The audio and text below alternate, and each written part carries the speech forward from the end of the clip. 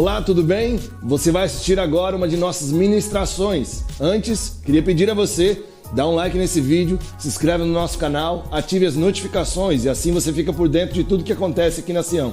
Que Jesus te abençoe, bom vídeo para você. Nós estamos assim num tempo de reflexão sobre igreja, diga comigo, igreja. E temos pensado algumas coisas importantes sobre esse assunto. Ouça-me, nós estamos num período temático, nós estamos numa série de um estudo específico. Nós não estamos, exceto em alguns momentos, expondo muito as Escrituras, de modo como a gente tem feito aqui ao longo desse tempo, mas pensado num tema, e às vezes a gente cai na ideia de imaginarmos que não há uma fala de Deus para nós. Olhe para mim, por favor. Você que é um leitor da Bíblia, e deveria ser, todo crente deveria passar no mínimo 15 minutos por dia lendo a Bíblia. Todo dia. Você passa 50 minutos vendo uma série. E sem falar naqueles jornais horrorosos que às vezes você fica assistindo e vendo, ouvindo. 15 minutos de leitura bíblica ia mudar a sua vida. Completamente. Suas perspectivas. 15 minutos de leitura da Bíblia todo dia. Nós, aliás, temos um plano de leitura da Bíblia que é interessante, você está lá conosco. Eu estou atrasado, entramos em Crônicas, eu estou terminando a primeira metade do 2 de Reis, e correndo atrás do povo para chegar onde está todo mundo. E você deve fazer esse tipo de leitura conosco, e como leitor da Bíblia, você percebe o Salmo 119, que você lê em 20 minutos, e você não pode morrer sem ler o Salmo 119 numa sentada. Depois que você lê numa sentada, você pode morrer logo em seguida, não tem problema nenhum. Mas é importante que você sente e leia o Salmo 119. Eu não vou perguntar quem nunca fez isso aqui na vida, que é uma vergonha. Crente que não lê o Salmo 119 numa sentada ainda. Fica aí a tarefa para você, 20 minutos de leitura. E, salvo engano, o versículo 105, ele diz lá o seguinte: lâmpada para os meus pés. Como é que é? É a tua palavra. E o que mais? Luz para o meu caminho. É interessante isso, que algumas pessoas que estudam mais para nós dizem que às vezes era, e nós uma vez falando sobre esse texto, mostramos aqui uma lanterna que os judeus utilizavam, e os que mais podiam, em alguns momentos também, ela tinha às vezes um foco para o pé e um foco para o caminho. Às vezes estudos como esse parece que não tem nada a ver com onde você está pisando, mas seguramente ele é luz para o seu caminho inteiro, percebe isso? A palavra do Senhor, ela ilumina não só onde você pisa, não só o seu agora, não só o seu contexto, mas ela ilumina às vezes a sua vida. Tem hora que Deus não está falando para o seu agora, Ele está falando para a sua vida inteira. Percebe isso? Estão me ouvindo aí? Ótimo, mas algo ainda que o Espírito Santo faz que eu acho que é maravilhoso, que à medida em que a gente vai ouvindo a palavra e prestando atenção naquilo que o Senhor está falando ou querendo ministrar a nós, Deus fala conosco de outro jeito. Às vezes o pregador fala maçã aqui, e o Senhor traduz uma sonora melancia aí. Isso vai ministrando aos corações, porque esse ajuntamento é um ajuntamento sagrado. Aqui estão filhos e filhas de Deus, bem no nosso meio, andando aqui no nosso meio, a presença poderosa do próprio Cristo, que está aqui entre nós. Por isso a minha vida e a sua vida deve ser permeada por toda uma reverência, e o Espírito Santo está trabalhando aqui no nosso meio com o desejo único de edificar a sua vida e abençoar o seu coração, e tocar na sua alma. Então, esteja sempre atento àquilo que nós estamos falando. Nós estamos pensando nessa ideia aqui. Por favor, o que é que está dito mesmo aí? Eclésia, não é? E a palavra eclésia significa o que mesmo? Igreja, certo? Muito bem. E nós observamos nesses dias aqui, vamos lá, vai funcionar. Hoje de manhã travou também um pouquinho. Fizemos teste aqui antes do culto e está travado. Alguém poderia me ajudar aí, só dar uma disparada? Pronto. Nós pensamos aqui no termo esses dias e sempre observamos isso, que a igreja não é o templo. Isso aqui é um templo, isso aqui é uma casa de adoração. Às vezes nós chamamos mesmo de igreja aqui e ali por causa do uso, mas igreja não é essa estrutura. A igreja é essa pessoa que está do seu lado, essa que está à sua frente, somada a você. A igreja são as gentes. Por favor, dispara para mim aí mais uma vez. E nós observamos o termo igreja lá no Velho Testamento, na tradução do hebraico e do aramaico para o grego. Essa tradução tem o nome de Septuaginta, e vimos a expressão eclésia lá no Velho Testamento, mas observamos no Novo Testamento quando ela torna-se um termo técnico, e eclésia então passa agora, por força das expressões ou dos textos do Novo Testamento, referir-se especificamente a um ajuntamento santo do povo de Deus. Diga comigo, o povo de Deus. Pensamos aqui que ninguém é igreja sozinho, igreja é o conjunto dos remidos. Ótimo. E daí pensamos um pouquinho sobre essa tal de igreja universal, sendo a igreja universal o conjunto dos remidos, o conjunto dos salvos, ao longo de todos os séculos até hoje, e também em todos os tempos. Portanto, o apóstolo Paulo é a igreja juntamente com você, e juntamente com os chineses que viveram já na Idade Média ou qualquer outra coisa do tipo. E essa comunidade universal, ela é expressa pelas diversas comunidades locais. Judeus e gentios agora formam o povo de Deus, o povo remido, o povo crente em Jesus Cristo, o povo salvo, o povo que vai morar e vai reinar com o Senhor por toda a eternidade. E nós observamos no Novo Testamento as diversas expressões das comunidades locais, por exemplo, a igreja em Roma, a igreja em Antioquia, a igreja em Samaria, a igreja aos Tessalonicenses, a igreja de Laodiceia. O Senhor vai manifestando e apresentando as diversas realidades das igrejas locais, que vão demonstrando para nós a beleza e a grandeza e a força da igreja universal de Cristo Jesus. Estava indo tão bem e travou de novo, por favor, dá mais um toque aí. Pensamos daí um pouco sobre a importância da igreja e dissemos aqui, por favor, que isso entre na sua mente e você comece a praticar isso com o fundo do seu coração. Quando você achar que está entendendo como a igreja é importante, inflacione isso, porque você está vendo só uma parte de toda a grandeza e toda a pujança da igreja, porque a palavra de Deus diz que a igreja é o conjunto de gente comprado com o sangue de Jesus Cristo. É algo assim muito poderoso. O termo, infelizmente para mim e para você, já disse isso algumas vezes, às vezes a proximidade, ela é o grande inimigo da intimidade. Às vezes nós estamos tão próximos do texto, estamos tão familiarizados com a ideia, mas a grande força da ideia não está ganhando o nosso coração como deveria. Precisamos de uma revelação, precisamos de uma abertura, precisamos de um arrependimento, precisamos de um convencimento do Espírito Santo. A palavra de Deus diz que a igreja é comprada com o próprio sangue de Jesus Cristo. Isso denota como esse significado é grande demais para o Pai e como a gente entendeu às vezes ele tão pouco. Pensamos nesse aspecto todo da igreja de Jesus Cristo como sendo o corpo de Jesus Cristo. Pensamos nessa importância da igreja como sendo a noiva de Jesus Cristo. Pensamos nessa importância da igreja como sendo o rebanho de Jesus Cristo. Eu tenho ovelha de Jesus Cristo aqui nessa noite. Ok, então você está muito melhor do que você imagina. Você deveria dar um sorriso, sua cara deveria ser um pouquinho diferente, porque uma ovelha de Jesus Cristo, ela é cuidada pelo próprio pastor da ovelha, que é Jesus Cristo. Nós pensamos nessa ideia de Jesus ser o sumo sacerdote e a igreja ser o colégio sacerdotal e também real. Não há descaso dos céus acerca de nenhum dos filhos de Deus. Se você é filha de Deus, sua vida não passa despercebida por Ele de modo algum. Se você é filho de Deus, Deus está vendo você perfeitamente. E a palavra de Deus diz que Jesus vive para interceder pela sua igreja. Olha que coisa poderosa. Você deveria suspirar fundo e falar, eu estou bem, hein?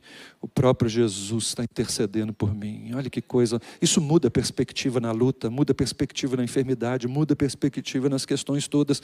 Não significa que nós não enfrentamos doenças, nem problemas, etc. e tal. Significa que existe um intercessor capaz, atento às nossas vidas, atento ao nosso coração. Ele é um pastor amoroso. Além disso, pensamos na ideia de que a igreja é a família de Deus. Diga comigo, família de Deus. Li o texto para vocês e hoje de manhã li com a igreja aqui reunida. Vou ler com você porque acho o texto tão maravilhoso. 2 Coríntios 6, 16 e 18. O texto diz o seguinte: que acordo há entre o templo de Deus e os ídolos? pois somos templo do próprio Deus vivente. Como Ele mesmo disse, habitarei com eles, andarei no meio deles, eu serei o Deus deles e eles serão a minha gente. Versículo 18, e serei o Pai de vocês, e vocês serão meus filhos e as minhas filhas, diz o Senhor, o Todo-Poderoso. Esse aleluia poderia ser até muito melhor, sabe, gente? Porque eu acho esse texto assim tão grande. Ele está dizendo para mim e para você a importância do que é esse negócio de ser igreja. E às vezes a forma como a gente adora, a forma como a gente vive, a forma como a gente ora, diz que a gente entendeu pouco do negócio. Não é? O próprio Deus diz acerca da sua igreja, eu serei o pai deles. Eu não sei você, eu tive um bom pai. Meu pai se assenta todo domingo ali. Tive um bom pai. Se perguntar para mim se era perfeito, eu vou falar, mas muito longe disso. Mas tive um bom pai. Mas uma das coisas que eu entendi é que meu pai não é a sombra. Aliás, não dá para falar nada sobre isso, do que o meu Deus é para mim. Essa é a ideia do Evangelho. O Evangelho é a boa notícia de que o Deus do universo diz que é Pai daqueles que se rendem a Ele por meio de Jesus Cristo. Se você é a igreja de Jesus, tua posição é maravilhosa.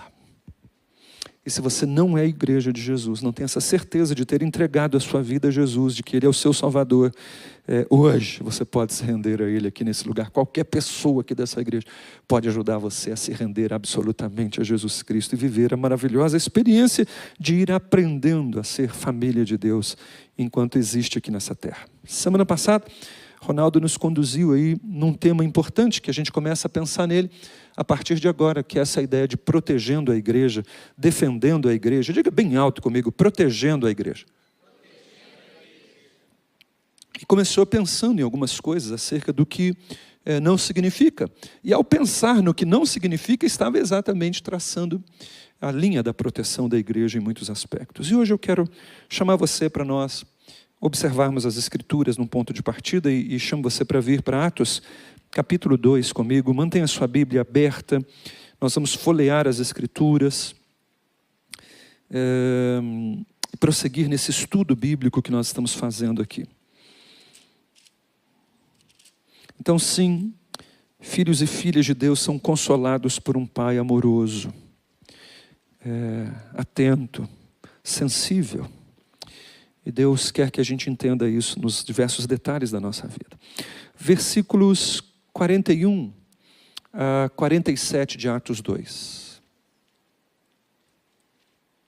Eu gostaria que nós lêssemos em voz alta, todo mundo junto, o versículo 41. Podemos fazer isso? Não importa a sua versão, não leia correndo, só leia em voz alta. 1, 2, 3 e já.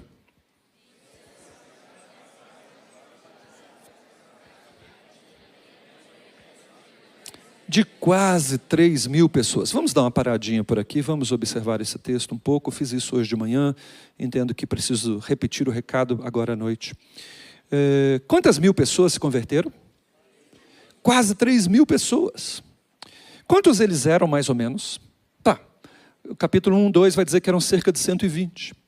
500 pessoas viram Jesus vivo pós a ressurreição. O apóstolo Paulo nos informa isso. Então a verdade da ressurreição ela é testemunhada por mais de 500 pessoas. Eu fico imaginando a alegria daqueles homens e mulheres vendo o ex-defunto ressuscitado andando no meio deles, comendo do meio deles, de repente desaparecendo do meio deles. Eu fico assim imaginando qual deve ser a experiência daqueles homens, mas toda vez que eu me inclino para achar que a experiência deles foi melhor, eu gosto de lembrar da experiência daquilo que Jesus ensinou. Ele disse assim, mais bem-aventurado é aquele que não viu e creu. Tem alguém aqui que nunca viu Jesus ressuscitado e crê também? O texto bíblico diz, mais bem-aventurado é aquele que não viu e creu. Você poderia dar um aleluia aí diante de Deus. Nessa hora a sua posição, irmã, é maravilhosa. Satanás convenceu você de que a vida é dura, de que Deus não te ouve, de que Ele prefere os outros, mas estou aqui para dizer para você, em nome de Jesus, para de dar ouvido a Satanás e começa a ouvir aquilo que o Pai está falando.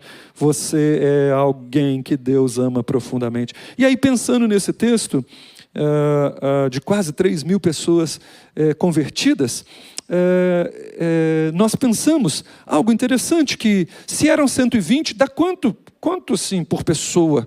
3.000. Se eu tiver que dividir 3.000 pessoas por 120, dá quanto mais ou menos? O pessoal bom de geografia vai dizer que é mais ou menos 28.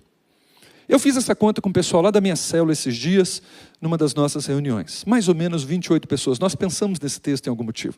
Você viu o que Deus fez? A igreja estava lá, 120, falando em línguas estranhas, interpretando aquele fogo, aquele negócio maravilhoso, os cultos felizes, e Jesus curando, e Jesus fazendo não sei o quê. E ele falou, ok, muito bem. Só que eu preciso que vocês trabalhem, então toma aí trabalho, 3.000 pessoas para vocês cuidarem. Porque foi isso que aconteceu, né? De repente, de 120, eles passam a ser 3.120. Eu fico imaginando o dia do batismo. Uma vez eu batizei 30 e poucas pessoas aqui, o último eu estava quase morrendo de cãibra, estava me dando um negócio. Eu fico imaginando batizar 3.000. Bom, a gente ia ter que dividir aquele povo, ia ter que envolver gente. Imagina César e Mariellen, que às vezes fica ali na porta secando o pessoal, dando toalha. Né? Você imagina a quantidade de bexiga que não ia ter que explodir naquele dia. É trabalho para todo mundo. O que eu quero dizer para você, aliás, deixa eu prosseguir o raciocínio aqui para ver se fica mais claro. O Senhor, um dia, ele olhou para Nínive. 120.000 homens que não sabiam discernir entre a mão direita e a mão esquerda. É assim que é dito, percebe? E o Senhor quer fazer o que com esses 120.000 homens perdidos? O que Ele quer fazer? Salvar, transformar, curar aquele povo. Porque a medida do pecado deles estava nas alturas. E o recado de Deus para eles é o seguinte, a coisa está feia para o lado de vocês, gente. E ele chama então um homem para fazer isso. Qual o nome do homem? Jonas. Ok, Jonas, eu quero salvar aquele povo todo, a situação deles está difícil. O limite já chegou. Vai lá e diz para eles que se eles não se arrependerem, aliás, o discurso não é nem se arrepender, vai lá e diga para eles que eles vão ser subvertidos em pouco tempo. Ok, todo mundo conhece a história. Agora vamos tirar o que não está dito do texto. Nínive era a capital daquele império da Síria e, salvo engano, 800 quilômetros em linha reta para chegar. Alguém aqui já andou 800 quilômetros na vida de cavalo? A pé? Ok. De carro? Ônibus? Ok. Quantas horas, mais ou menos? Dependendo do trânsito, vai lá umas 9 horas. Ok. Agora esquece tudo isso e vamos pensar numa caminhada a pé. Poeira. Frio, chuva, calor. Salteadores. Desconforto absoluto. Dias e dias nesse negócio. Sem falar que, e a minha marcenaria, a minha padaria, a minha pescaria, sei lá o que o Jonas fazia da vida, quem é que ia cuidar de tudo? E a esposa, e os filhos, sei lá, e a agenda. Meu Deus, a minha cama é quente, velho. Quem é que ia ter que pagar essa conta toda, irmãos? Quem? Jonas. Tudo por quê? Porque Deus olhou para um monte de gente perdida e falou, eu quero salvar. Eu não ia observar isso não, mas Jonas pagou a conta 2 vezes. Né? Primeiro porque ele foi lá para Tarsis. Pagou a conta. Depois voltou aqui, e você sabe que o peixe não vomitou ele nas praias de Nínive, porque Nínive era interior. Então ele tem que pagar as contas daqui para lá de novo. O que eu quero pensar com a gente, bem rapidamente, nesse estudo que nós estamos falando sobre a igreja, mas é que o Senhor quer salvar seu vizinho, seu colega de trabalho, todos os seus funcionários, colaboradores, as pessoas que querem que trabalhem com você, aqueles que entram na sua loja, aqueles que saem, aqueles que comercializam com você. Jesus quer salvar todos. A palavra de Deus diz lá em Tito que a graça de Deus se manifestou, trazendo, propondo, apresentando salvação a todas as pessoas. Diga comigo, todas as pessoas. Deus quer salvar todo mundo. E aí a boa notícia, irmãos, é essa. que em alguns momentos, para salvar, a gente tem que mudar a agenda. A gente tem que pagar o táxi, tem que pagar o Uber, a gente tem que comprar uma Bíblia, a gente tem que dar livros, a gente tem que olhar para a esposa, que eu até imagino aqui, que lá em Jerusalém, daqui a pouco, a mulher olhava para o marido e falava o seguinte: bem, as crianças estão comidas, está tudo certo, está tudo legal, a casa está pronta, mas você sabe que 10 mulheres na nossa rua se converteram a Jesus, com a pregação de Pedro essa semana. E eu juntei aqui com a irmã Maria aqui do lado e a irmã Isabel aqui da frente. E nós vamos sair agora para discipular todas elas. Bem, não tem hora para a gente voltar, nós vamos cuidar desse povo. Cuida dos meninos, dorme, fica tranquilo. Eu imagino o maridão sorrindo daqui para lá, olhando para a esposa e falou: yes, a custa é nossa. O cordeiro se entregou. Ele é digno de receber a honra do seu sacrifício. E nós pagamos a nossa parte, que não tem a ver com salvar ninguém, mas tem a ver com o custo de cuidar. Tem alguém comigo aqui nessa noite? Tem alguém entendendo aqui? Diga assim: eu estou entendendo. Levante a voz, diga bem alto: é isso que está acontecendo aqui. Na verdade, o texto não está narrando isso aqui, mas é isso que está se dando. 3.000 pessoas, irmãos, imagina 1.000 pessoas entrando aqui amanhã. Como é que cuida? Os líderes de célula têm que abrir célula mais, e a gente tem que discipular mais, a gente tem que abrir mais isso, mais aquilo, arranjar. Por quê? Porque Deus decidiu salvar, e Ele já enviou os recursos que são dele, o tempo é dele, a saúde é dele, o dinheiro que a gente tem no bolso, tudo é dele. Ele já providenciou para a gente investir a fim de que aqueles que Ele quer salvar sejam cuidados. Vale um amém aí onde você está? Estão me ouvindo aqui, pessoal? É isso que o texto está dizendo para nós. Aí o versículo 42 diz o seguinte: e esse povo inteiro perseverava onde? Está com a Bíblia aberta, versículo 42, por favor, mantenha a Bíblia aí. Perseverava onde? Na doutrina dos apóstolos. A palavra doutrina não tem a ver com costumes, tem a ver com o ensinamento dos apóstolos. Diga comigo, onde mais?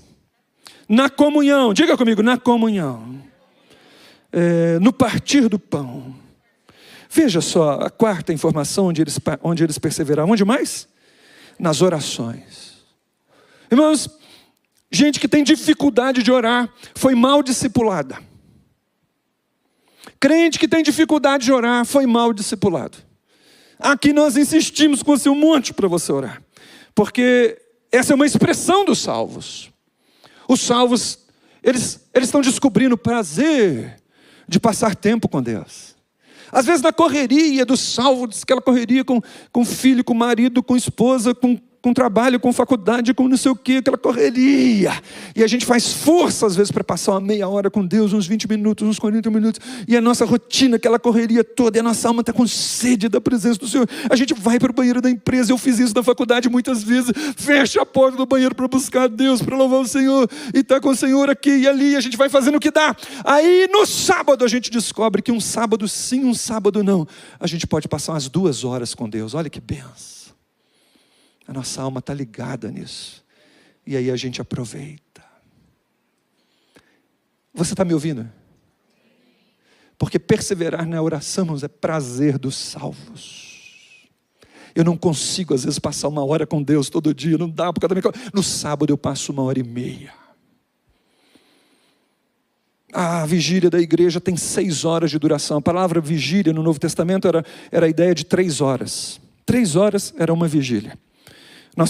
Nós chamamos de vigilhão porque passamos 2 vigílias aqui, das 18 às 24 horas. E aí então a gente se move para passar 1 hora, para passar 40 minutos. Se eu só consigo 15 minutos, eu vou tentar dar 20. Porque há uma sede no meu coração. Eu não sei com quem que eu estou falando aqui nessa noite. Mas eu chamo você assim, a reagirmos, porque Deus quer homens e mulheres que perseverem na oração. Meu irmão e minha irmã, as nossas lutas se tornam maiores porque nós oramos às vezes pouco. E Deus nos dá essa oportunidade de nos achegarmos a Ele em oração. Veja o versículo 43, diz o seguinte: em cada alma havia o quê? Temor, essa reverência, esse quê de assombro. Deixa eu tentar explicar isso para você. Eu usei um exemplo hoje de manhã, não sei se ajuda. Às vezes quando você vê aquelas nuvens fortes, carregadas, se formando no céu assim, e você está ouvindo as notícias de que uma tempestade está chegando. Eu não sei você, mas a minha mente passa por um quesinho de assombro. A gente fica pensando, algo grande está vindo aí. Esse quê de assombro é uma ideia do temor, que a gente olha para o Senhor e fala, é grande, é poderoso, é santo. Essa ideia. E a palavra de Deus diz então que em cada alma havia essa expectativa, essa reverência diante de Deus. E veja o versículo 43, e diz que muitos prodígios e sinais eram feitos por intermédio dos apóstolos. Todos os que creram estavam juntos, eles tinham as coisas em comum, eles vendiam até mesmo as propriedades, vendiam seus bens e distribuíam o fruto da venda entre os demais, à medida em que as necessidades iam surgindo. E diariamente perseveravam unânimes no templo, eles partiam pão de casa em casa, eles tomavam suas refeições com alegria, diga comigo, com alegria. A igreja era um lugar onde as pessoas se viam com alegria, eles se reuniam com prazer, e diz algo sobre o coração deles. O que diz sobre o coração deles no versículo 46? Era singelo, era puro, era simples. Versículo 47 diz que louvavam a Deus, diga comigo, louvavam a Deus, e o povo olhava para eles com simpatia. Enquanto isso, o Senhor mesmo acrescentava dia a dia, diga comigo, dia a dia, dia a dia, todo dia era dia de salvação. Deus estava salvando gente todo dia, todo dia, todo dia. E eu acho esse quadro lindo. Eu acho esse quadro maravilhoso. E daqui a pouquinho você vai, se você que lê o livro de Atos, você vai perceber que várias vezes Lucas vai dando alguns textos assim, um pequeno relatório sobre o estado da igreja, e nenhum outro é tão completo mais como esse. E o Espírito Santo, ele pinça esse momento e coloca esse momento em evidência para mim e para você aqui. Ele faz isso de propósito. E a partir desse momento aqui, uma série de necessidades, diga comigo, necessidades, uma série de ataques, uma série de carnalidades, uma série de pecados, uma série de adaptações foram sendo percebidas na comunidade de fé. Isso começou a exigir remédios, isso começou a exigir ensinamentos, a fim de que a comunidade local fosse defendida e cumprisse o seu propósito de viver como povo de Deus, embaixada do reino de Deus. Atos vai mostrar isso para nós, as cartas paulinas vão mostrar isso para nós. Aliás, até lá no fim, Judas, isso está sendo mostrado. A igreja está sendo defendida e surge essa necessidade. E eu quero observar com você, folheie a Bíblia, que nós estamos numa introdução aqui para o tema, para o capítulo 6. O versículo 1 do capítulo 6, e eu poderia observar outros textos, mas vou pegar esse. O capítulo 6, versículo 1 diz assim: ora, naqueles dias, multiplicando-se o número dos discípulos. Diga comigo, multiplicando-se o número dos discípulos. A igreja estava crescendo. Houve murmuração entre os helenistas. E a murmuração era contra os hebreus, porque as viúvas dos helenistas estavam sendo esquecidas na distribuição diária do pão. Bom, vamos lá. Então perceba isso. Os apóstolos estão presentes. Há um quê de temor. Há milagres, há sinais. Há evidências da grandeza de Deus e do poder de Deus. A presença de testemunhas da vida de Jesus e da ressurreição de Jesus estavam ali no meio da congregação. Mas a congregação aqui, ela vai crescendo, ela vai crescendo, ela vai crescendo. E chega uma hora em que uma segregação racial começa a se plantar no meio da igreja. A igreja é o povo de Deus formado por judeus e por gentios. Tem judeu aqui hoje? Nenhum judeu. Significa que se nós estivéssemos lá naquela época, nossas viúvas estariam sendo discriminadas. O pessoal ia olhar e falar assim: a senhora não é judia não, esse pão aqui é só para as crentes judias.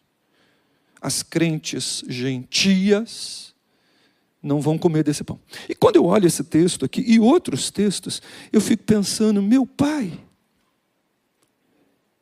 como que a igreja chega num nível desse? Como que esse tipo de coisa acontece num ambiente?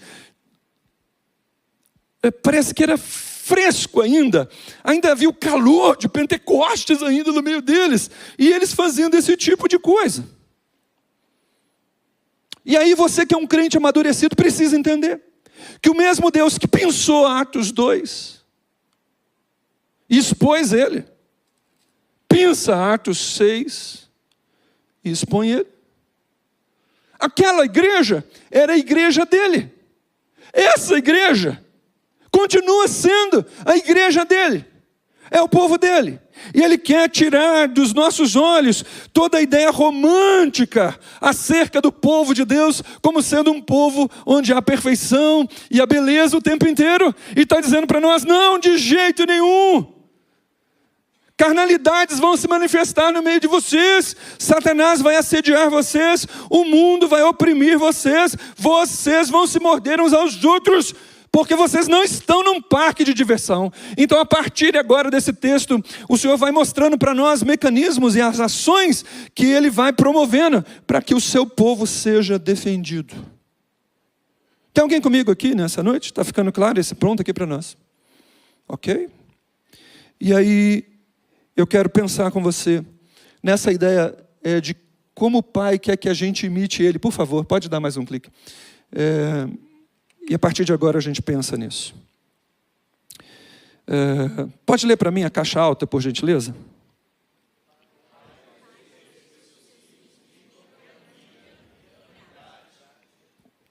Diga amém.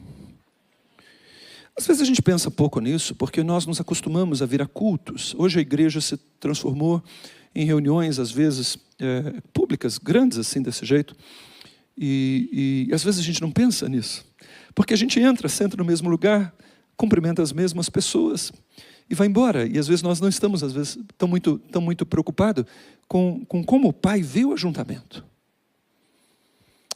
Com que graça, com que favor, com que poder, com que expectativa o Pai olha para o rosto de cada um de nós assim. Às vezes lá na célula a gente consegue perceber isso melhor, e por isso a gente trabalha aqui com os pequenos grupos, porque esse é um desejo do Pai. E eu quero chamar você para a gente ler a Bíblia. Vamos lá, folheie a Bíblia comigo e venha para o livro de Efésios, no capítulo 4. Efésios capítulo 4.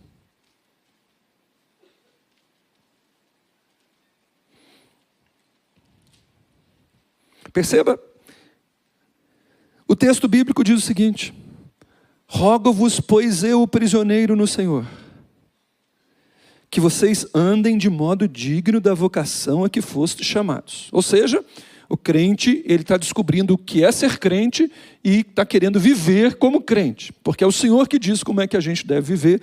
A nossa forma de viver no passado, ela vai sendo abandonada e nós vamos vivendo uma vida diferente, uma vida digna da proposta salvadora que o Senhor Jesus nos fez. E Ele propõe aqui para nós alguns pontos. É o seguinte: com toda humildade. Diga comigo, humildade. Diga mais alto, por favor, me ajude. Humildade. Rapidamente. Humildade é você se ver como de fato é. Essa é a ideia de humildade. Infelizmente, muitas vezes, nós achamos que humildade é uma visão abatida de nós mesmos. É uma visão em que a gente se diminui. A gente pensa que humildade não tem a ver com a gente reconhecer os dons, os talentos, aquilo para o que Deus nos constituiu e aquilo que Deus nos fez. Esses dias eu estava ouvindo um pastor e ele estava dizendo um episódio que aconteceu na igreja dele. E me permita aí não falar todos os detalhes e vou tentar não errar naquilo que ele disse. A pessoa saiu do púlpito, né, tinha terminado de conduzir o tempo de louvor e tal, e sentou perto dele. E ele agradeceu, falou: olha, irmão, mas foi tão bom esse momento seu, você nos dirigiu tão bem. E a pessoa devolveu da seguinte maneira, ela disse o seguinte: ô pastor, foi Deus. E aquele pastor na hora disse o seguinte: foi não. Você já parou para pensar que se fosse Deus teria sido muito melhor? Portanto, e ele está discipulando a pessoa, né?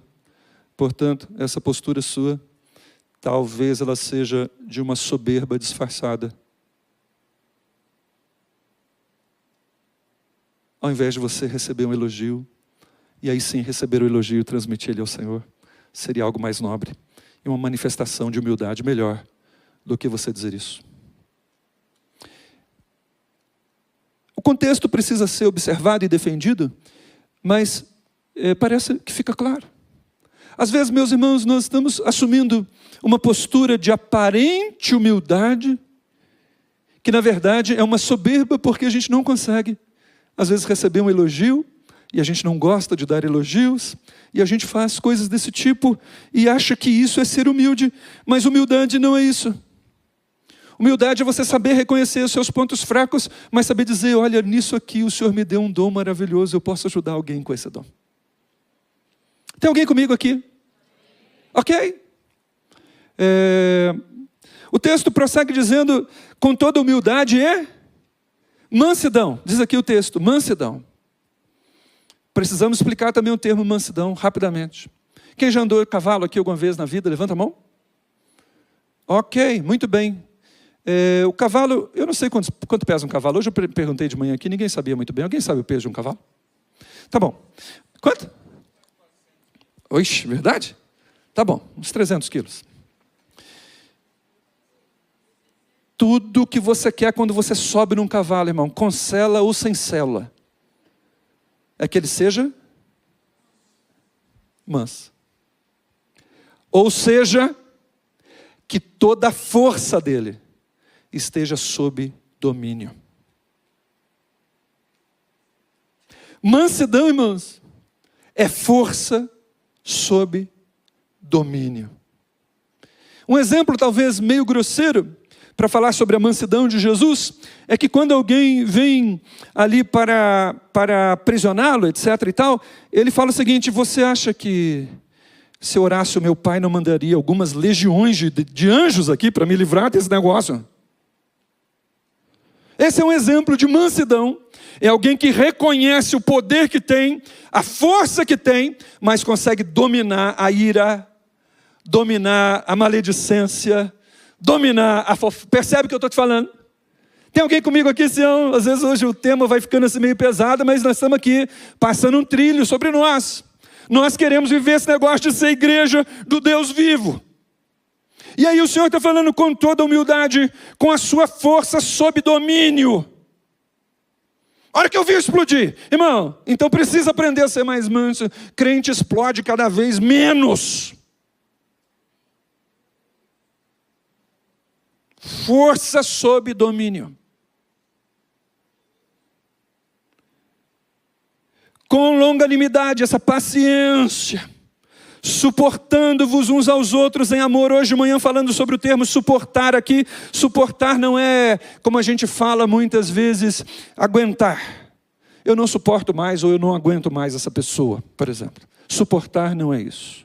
A ideia de suportar aqui é fazer o que essa cadeira está fazendo com você. Suportar um ao outro. É você se colocar embaixo de uma família, embaixo de uma célula, embaixo de um pastor, embaixo de uma igreja, embaixo do patrão, embaixo de alguém desconhecido e sustentar essa pessoa. E o texto diz, suportando-vos uns aos outros. Como? Como?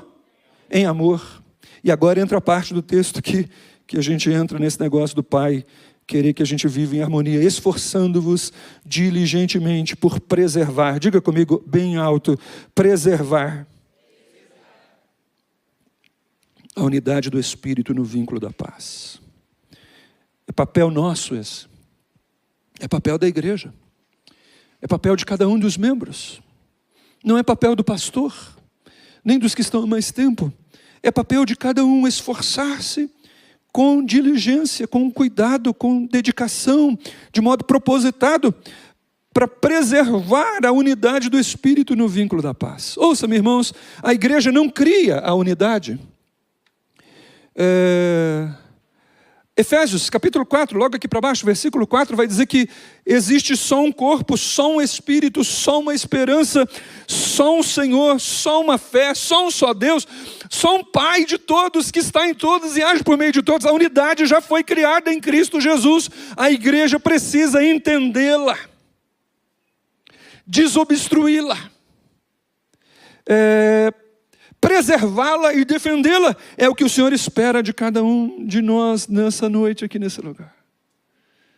Percebe a importância de um estudo? Ele vai colocando algumas informações para nós. Isso é doutrina bíblica, doutrina apostólica.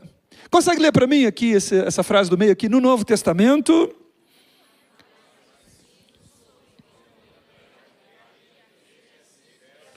é isso.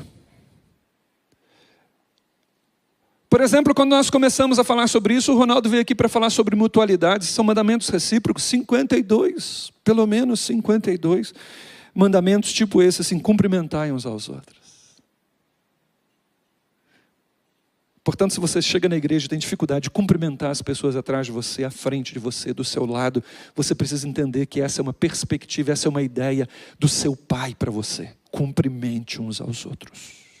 Aliás, se você não fez isso, por favor, cumprimente a pessoa que está do seu lado, que às vezes é possível você ter sentado aí e não ter cumprimentado. Cumprimentai uns aos outros.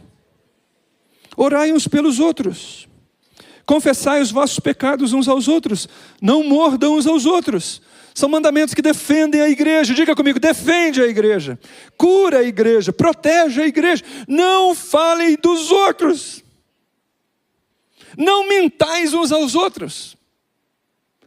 Veja como o Senhor está interessado nesse ambiente onde a harmonia e a unidade do seu povo vai ficando cada vez mais clara para nós e defendida por todos nós. Esses dias, meus irmãos, eu estava com outro pastor e tinha um irmão perto. E eu, aquele outro pastor aqui, de modo assim, até sério, a gente estava tentando resolver uma situação de uma outra pessoa que não estava ali. E daqui a pouco esse irmão que estava aqui no meio de nós dois pastores, resolvendo um problema de um terceiro, ele olhou e falou o seguinte: vocês dois estão cometendo uma indelicadeza, porque não acham que estão falando demais de alguém perto de mim, que eu não estou nem aí com o assunto? Pensei, meu Deus, a gente precisa de mais gente desse tipo na igreja. Ele não estava querendo ficar ouvindo o que a gente estava falando, e ele nos discipulou, ele chamou a nossa atenção.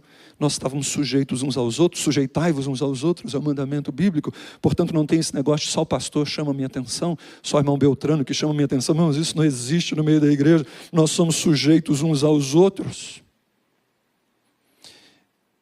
E aí, o pastor mais antigo agradeceu, que eu era mais novo, ele agradeceu, nos perdoe, de fato o irmão está certo, a gente não deveria estar falando isso com você aqui perto.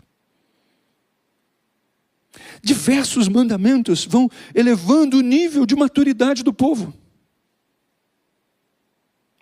E a última frase aqui que eu queria observar com vocês está aqui: em sua hora mais dura, em seus últimos momentos, Jesus pensava nisso. Ele pensava na harmonia do seu povo.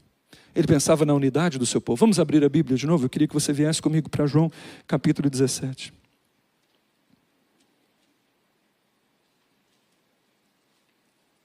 João, capítulo 17.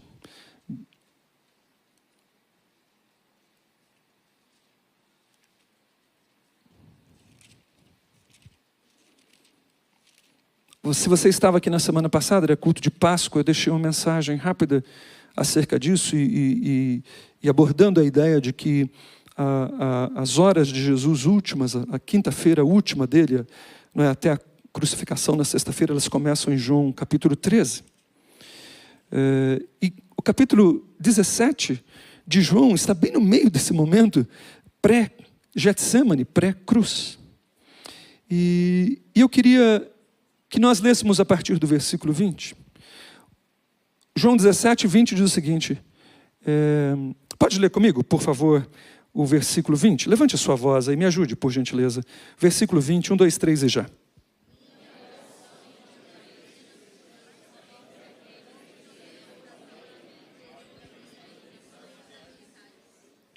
Aleluia. É interessante isso. O Senhor Jesus, Ele está orando ao Pai, agradecendo ao Pai, glorificando o Pai, falando que tinha terminado a missão que o Pai tinha lhe dado. Ele ora pelos seus seguidores mais íntimos, pede por proteção para eles, para os seus discípulos mais perto. E aí ele muda a oração. E nessa hora ele ora por alguém diferente. Ele ora por você. Tem alguém aqui nessa noite que veio a crer em Jesus por intermédio da pregação da palavra de Jesus? Tem alguém aqui nessa situação aqui? Por favor, levante a mão, só quem se converteu a Jesus Cristo por meio da pregação da sua palavra. Tem convertidos a Jesus aqui? Eu estou vendo poucos. Ou eu não me expressei bem, ou você não sabe quem você é ainda. Minha pergunta é a seguinte: quem está aqui nessa noite e tem certeza que creu em Jesus Cristo por intermédio da palavra de Jesus Cristo? Tem alguém aqui nessa? Ok. Pois bem, então se você está nessa situação, ali naquele momento de angústia e dor, o Deus encarnado levanta a voz. Ele ora por você. Não sei se a mente dele, não sei como que age agora o Espírito nele nesse momento, mas o fato é que ele está sabendo o que vai acontecer, não é? Ele está sabendo da cruz, ele está sabendo da redenção. Apocalipse capítulo 5 já está na mente dele como algo visto já lá na eternidade passada, aquelas coisas todas. E ele está então agora orando por seus filhos e filhas que vão crer nele, porque alguém vai pregar a palavra para eles, e então eles vão crer em Jesus. E se você é uma pessoa dessa, você precisa saber que Jesus Cristo intercedeu por você naquele momento. Orou por você. Mas o pastor não ora por mim. Esquece o pastor. Minha mãe nunca orou por mim. Eu não fui criado no lar evangélico. Minha mãe nunca orou por mim. Meu pai nunca orou por mim. Eu não sei o que é isso. Não, esquece esse negócio. Sai dessa mentalidade desse século 21 que só fica querendo pôr um monte de coisa ruim no você para você ficar doente da mente. Levante-se e reaja. Fala o seguinte: minha mãe nunca orou por mim, talvez meu pastor não ore, mas o supremo pastor, Jesus Cristo, intercedeu pela minha vida, e a palavra de Deus diz que Ele vive para interceder por mim. Assuma a sua posição de feliz, ao invés de ficar olhando para as coisas que você acha que foram ruins com você. O versículo posterior diz assim: a fim de que todos sejam um, é isso? A fim de que todos sejam um, e como és tu, ó Pai, em mim e eu em ti, também sejam eles em nós. Veja, Jesus orando pela unidade do seu povo. Ele está preocupado com a harmonia do seu povo. Ele está preocupado que o seu povo tenha um mesmo sentimento de uns para com os outros, que os valores do reino sejam esposados no meio da sua comunidade. Para que o mundo creia que o Senhor me enviou, eu lhes tenho transmitido a glória que o Senhor tem me dado, para que eles sejam um como nós o somos. Eu neles e tu em mim, a fim de que sejam aperfeiçoados na unidade, para que o mundo conheça que tu me enviaste e os amaste como também amaste a mim. Eu vou parar por aqui hoje, eu não vou sair desse slide, eu tinha mais uns 3 ou 4, mas hoje de manhã eu só parei aqui e não vou avançar mais com vocês também. Acho esse texto um dos textos lindos das Escrituras. Eu tenho esse texto selecionado numa coleção de versículos específicos que eu tenho, que eu gosto de ler constantemente para não me esquecer dessa verdade. Veja que coisa preciosa. Quando eu olho para o texto e vejo como que Jesus me dá valor a ponto de olhar por mim e se preocupar comigo, como alguém que creria nele, isso vai dizendo para mim que eu posso parar de ficar procurando afirmação nos outros e nas minhas realizações, porque Deus já me aceitou. Você deveria dizer isso para você mesmo? Diga a você mesmo, na verdade: Deus já me aceitou. Deus já me aceitou. Às vezes a gente fica buscando afirmação em likes, em curtidas, em ações ou em elogios. Meus irmãos, se eu vivesse de elogio, eu estava perdido. Se eu vivesse de gratidão, mas eu estava perdido. Eu acho que a maioria de vocês sai daqui mais pesado com a pregação que eu tenho do que abençoado com ela. Então eu fico assim tranquilo de não ver nada.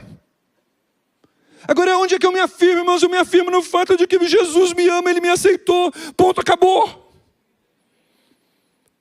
Essa é a grande verdade que vai curando a minha alma e vai me dando uma identidade celestial. E eu chamo você para vir para esse grupo. Ele é muito melhor do que a gente ficar preocupado com os likes, com os elogios, com as coisas que nem sempre vêm. Eu fico olhando e dizendo: Jesus ora por mim, Ele é meu intercessor, aleluia, eu vou para cima. Esse texto diz outra coisa maravilhosa que você precisa entender, e eu também. E nós estamos encerrando esse momento aqui. O versículo 20 diz que a crença em Jesus é por intermédio da pregação da sua palavra. Crente precisa conhecer a palavra. Crente precisa ler a Bíblia. E quando evangeliza, crente precisa proferir a palavra. O seu testemunho é muito bom, um louvor é muito bom, mas o que provoca salvação e crença é a pregação da palavra de Deus e nada mais. Inclua a palavra na vida das pessoas. Sim, você precisa dar bom testemunho no seu trabalho. Sim, precisa ser um crente honesto, um trabalhador honesto. Nós honramos o Senhor com isso. Mas quando nós queremos salvação, nós estamos anunciando a palavra de Deus. Porque a sua palavra não transforma ninguém. Mas a palavra de Deus jamais passará. Ela é poderosa para transformar a vida das pessoas. Jesus dá muito valor à sua palavra. E tem algum seguidor de Jesus aqui nessa noite? Por favor, levante a mão. Então você deve ser igual a ele. Eu devo ser igual a ele. Se eu sigo Jesus, eu dou valor àquilo que Jesus dá. Portanto, me agarro à sua palavra. Veja só que coisa maravilhosa. Veja, algumas vezes o Senhor vai falar dessa unidade entre ele e o seu povo. E eu gosto. Eu neles e tu em mim. Percebe essa expressão? Deixa eu dizer uma coisa para você, meus irmãos, por favor, ouça isso.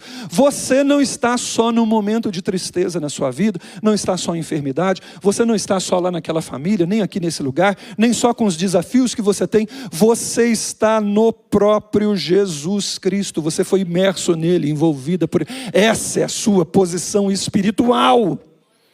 Perceber estas coisas, irmãos, mudam o ânimo amanhã de manhã. Muda a adoração no culto. Muda a liderança na célula, muda o evangelismo na faculdade, porque eu estou no próprio Jesus. Essa é a afirmação dele a meu respeito. E você percebe o que ele diz? Ele diz o seguinte: eu neles. Ele diz assim do Pai: Pai, eu neles. E o texto prossegue dizendo: e tu em mim. Que convicção! Onde é que você está exatamente agora, minha irmã e meu irmão, posicionado em Cristo? Onde é que você está? Diga com mais afirmação, diga com mais certeza. Nossas poucas convicções, irmãos, dizem que nós pregamos um evangelho pouco convicto, fazemos culto pouco convicto, adoramos pouco convictamente, somos igreja pouco convicta. O texto diz para mim e para você que filhos e filhas de Deus estão no próprio Jesus Cristo. Esse é o seu lugar, essa é a sua posição.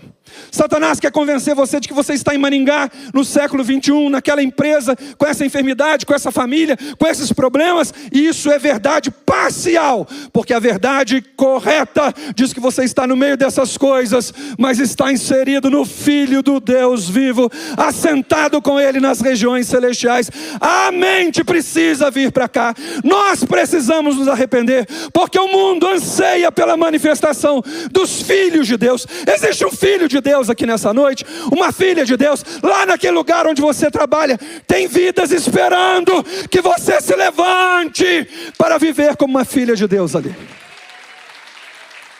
Isso tem a ver com a sua postura, isso tem a ver com a sua convicção. A palavra de Deus não mente, e Deus diz que você está inserido nele. Nossa mente precisa se arrepender, nós precisamos vir para esses lugares. E eu acho esse texto maravilhoso. É uma verdade poderosa. Eu gosto da frase final do texto, da oração de Jesus nesse momento. Ele diz o seguinte: para que o mundo conheça que o Senhor me enviou, e para que saibam que o Senhor os amou.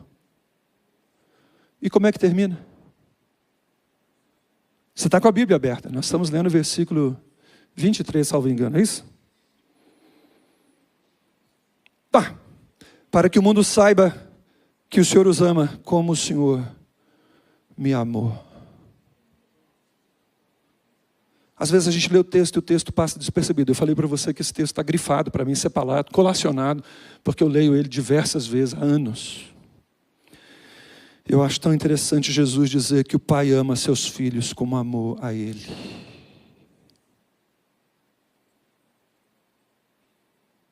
É isso. E não é pouca coisa, não. O mundo precisa saber, a oração de Jesus: Senhor, que o mundo saiba que o Senhor amou o meu povo com a exata proporção que o Senhor me ama. Tem algum filho e filha de Deus aqui nessa noite? A sua posição é muito melhor do que você imagina. É que Satanás tem convencido você de que não é. E você está ouvindo mais Satanás do que a santa palavra. Está na hora da gente reagir. O mundo anseia os filhos de Deus manifestos. E Satanás teme a sua manifestação como filha de Deus, lá naquele lugar onde você atua. Por isso, tanto interesse em manter a gente desatento a esse tipo de coisa. Não é pouca coisa essa expressão. E quando eu olho esse texto, a minha observação lá é a seguinte: eu preciso me render a essa verdade. É um amor absurdo. E aí eu lamento o fato de não conseguir dizer isso para você, mas a minha alegria é que o Espírito Santo ele está ministrando ao coração de uns aqui, bem aqui, lá em casa também. E daqui a pouco amanhã, essa noite, por esses próximos dias, um calor novo vai acender no coração. Isso vai virar verdade para o resto da vida. Eu me lembro quando eu morava aqui na rua Jangada, neto de pastor, filho de pastor, dirigente do coral da igreja, e o Espírito estudando aqui no terceiro ano da faculdade de Direito. Eu me lembro que o Espírito Santo começou a me incomodar com o fato de que eu nunca tinha entregado a minha vida para Jesus, eu já era batizado, mas começou a me incomodar: você nunca se rendeu, não, você nunca se rendeu, não. E aí vinha um dia, e uma das coisas que o Senhor falou comigo era que Ele me amava profundamente. Como aquilo me curou, como aquilo me libertou. E eu vivo impactado por isso nesses últimos 35 anos, louvado seja Deus. Porque essa verdade de que o Senhor ama os seus filhos é algo que precisa entrar no nosso coração. E somente o Espírito Santo tem o poder de fazer. E eu oro para que o Espírito Santo vá liberando essa verdade na sua vida, na vida dos seus filhos. E eu acho, para encerrar, uma coisa tão linda no texto, é que Jesus não tem problema em que o Pai ame você como ama Ele. É isso. Percebe Jesus aqui? Ele fala: deixa o mundo saber que o Senhor ama Josimar do mesmo jeito que o Senhor me ama. Como é o seu nome? 1, 2, 3 e já. Deixa o mundo saber que o Senhor ama. Qual é o seu nome mesmo? Como o Senhor me ama. A generosidade da Trindade, a ideia de honra da Trindade, a ideia de compartilhar na Trindade é algo maravilhoso. E aí o Senhor chama a gente a viver esse tipo de coisa, porque esse tipo de coisa defende a sua igreja, defende o seu povo. Essa é a sua vocação, esse é o seu chamado: receber de graça e dar de graça. Muito obrigado por ter assistido o nosso vídeo. Espero que esse vídeo tenha abençoado sua vida e, se possível, compartilhe ele com o máximo possível de pessoas. Jesus te abençoe.